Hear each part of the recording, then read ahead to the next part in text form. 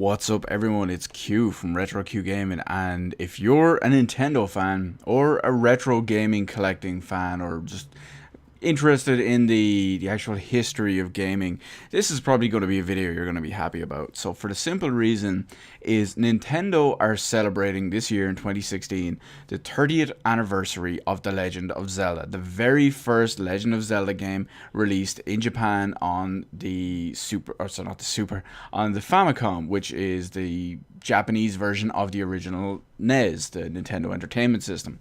So because of all that, Nintendo took a trip back in time. They've been doing a bunch of stuff this year, just specifically for the anniversary.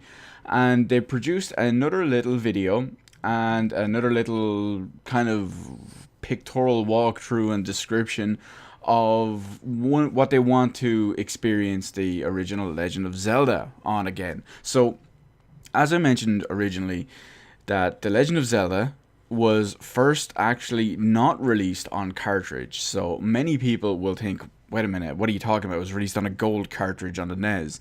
That's not actually the case. Before that was ported over and brought over to the Western regions, it was actually released on the Famicom disk system. Now, the Famicom disk system, that's such a mouthful. The Famicom disk system was originally a system designed as an add-on to the actual original Famicom in Japan only.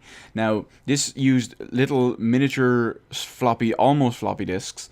They were proprietary format, and they were approximately 4 times the space of an original Famicom game. An original Famicom cartridge, I should say, in storage capacity wise. It also allowed saving of your games. So before then, there was no battery backup like we know and took for granted in the West, and as well as the, say, Super Nintendo. But when you looked at this, it was capable of actually saving your games onto the disc, as well as something I'll get into a little bit later as well. And like I mentioned, they were approximately 4 times the capacity of an actual Famicom cartridge, so you could have larger, more slightly complex games on them as well.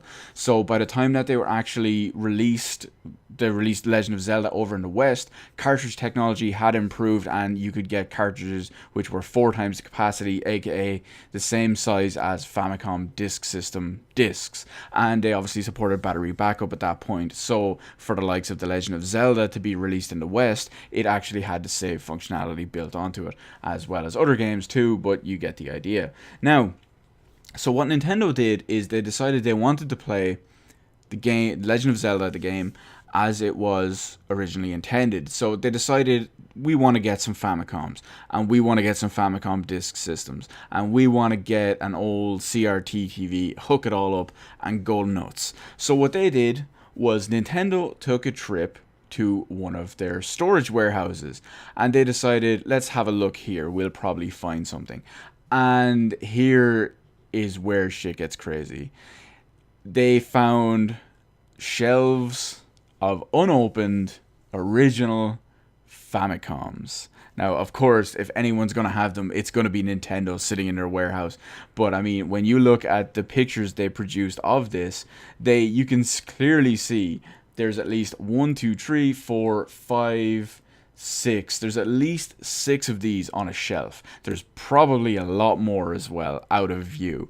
But it's just crazy to know that there are unopened original Famicoms just sitting around in Nintendo. And that kills me, because I want one. So I want one so badly. I know I'm having a bit of a funk lately with retro game collecting, but I used to hate the design of the Famicom, but it grew on me, and I really want one. I really want one now. I know I can't play the majority of the games for the simple reason is I can't read or speak Japanese, but you get the idea.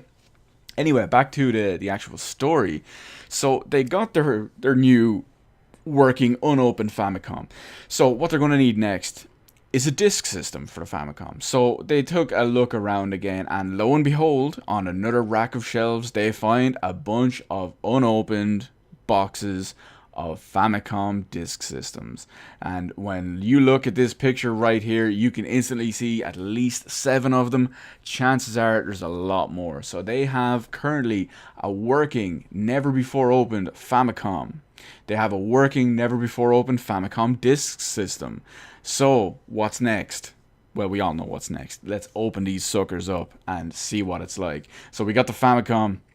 You can see it. They open it all up. It's crazy to see. It's all there, unopened, originally sealed and wrapped, and it's crazy. They get it all out of the plastic, get it all going. You take a look at that. It's all the crazy manuals and everything for it as well. I have no idea what that manual on the right-hand side is.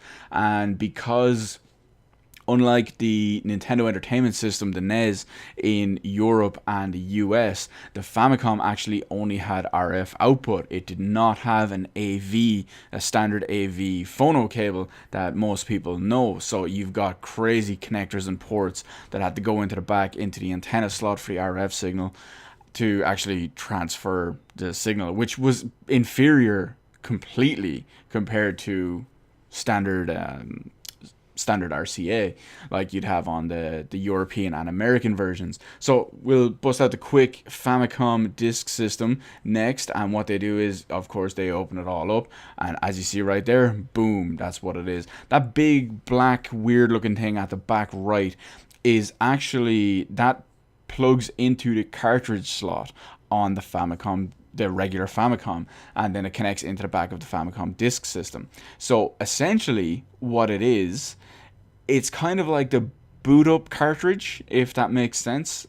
So the Famicom knows that it's looking for the disk system stuff when you actually turn it on. And to see all this right here connected up in all 3 pieces of its glory, you've got the Famicom sitting on top of the Famicom disk system, and then obviously the adapter to go into the top of it, all in absolute pristine condition. Looks absolutely glorious. That looks amazing. That's all I can say. I would love to have an unopened brand new Famicom disk system and a brand new unopened Famicom, and open it myself, of course, just because it's just a thing of beauty at this point. I used to, like I said a minute ago, I used to actually hate the original kind of design and color scheme of the Famicom, but it grew on me over time. So they have all that. They have the Famicom. They have the disk system. They obviously have the Legend of Zelda. So what do they need next? They need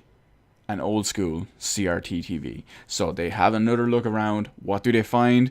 There's one in the warehouse, kept obviously for probably, I don't know, testing and, well, I say testing, but we'll call it testing and, things like this. So they hook it all up. They're good to go. It's RF in. Obviously, the TV has an RCA video input, but the Famicom doesn't have the output. So boom, they connect that into the box. It's good to go. And suddenly what happens? They turn this mother on and boom, it works in all its 8-bit glory. You get your Nintendo Please Set disc card. So basically what that means is the Famicom works, the disk system works, the TV still works, now they just need the game. So they plug that game in, fire it on up, boom, Legend of Zelda in its first form of glory. And I gotta say, it's pretty beautiful. Pretty damn beautiful. And one extra little thing we'll add on in there as well is they did also post a picture of their old school Famicom disc writer machines. Now what these machines actually were was, one of the benefits of the disk system for the Famicom was they were rewritable. So what you could do is you could take it to one of these Famicom disc writer kiosks, which you'd find in, say, sometimes convenience stores or toy and game stores or electronic hobby shops. You go in, you can see there's 9 different slots and 9 different panels. So you could rewrite your game with, say, oh, look, game number 4 is Contra. You put it into slot 4, put in the cost of whatever it was to overwrite. Boom, it would delete your Legend of Zelda and put on Contra, and you could go home, play some Contra. Now there is one downside to this, is in the later years, like the modern years, when you're rebuying and selling as collectors for Famicom disk system games. It's very hard to know what you're actually getting, for the simple reason is you could be buying a Legend of Zelda Famicom disc, but it may have been rewrote a couple of times, a couple of dozen times, whatever, and you could have God knows what on it at this point. So obviously it was great back then because it was considerably cheaper to get new games this way than going through the whole manufacturing process, and also from what I could research and all, it turned out to be a bit cheaper. But it's so crazy to think Nintendo did that back then, and they did everything with the disc system, and it's a good time, good times.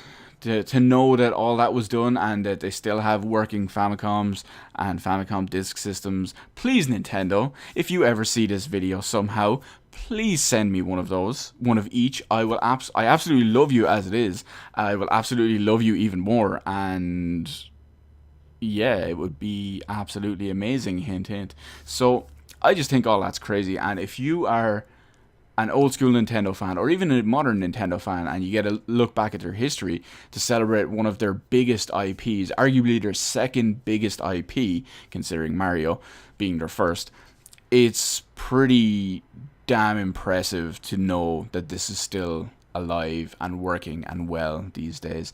Personally, I know a guy who was running a Zelda marathon. He played 5 Zelda games this year to celebrate the 30th anniversary, and one of the ones he was actually playing was a Legend of Zelda Famicom cartridge. The later released, when the cartridges were improved, they re-released it in cartridge form, and he has one of those to play on his Famicom. Now, he obviously has a Nintendo, an NES version as well, but what he wanted to do was he wanted to be able to talk into the microphone on the second controller of the Famicom to actually kill one of the enemies that couldn't actually be killed, if I remember right, on the American and European versions, because you could only kill him by shouting into the microphone on the second controller. So that was obviously not present on the other ones.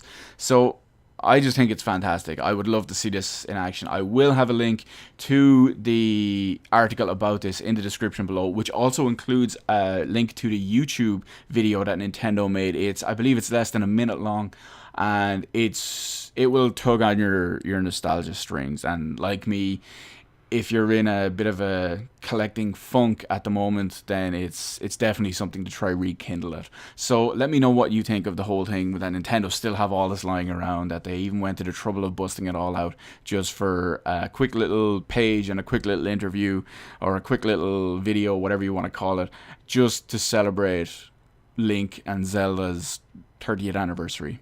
So let me know all that anyway in the comment section below. Hit the like button, hit the subscribe button. You can follow me on Twitter. Details in the description below. Thank you for watching, and I will see you on the rest of the videos in my channel. Come on, Nintendo, send me them. You know you want to. I love you.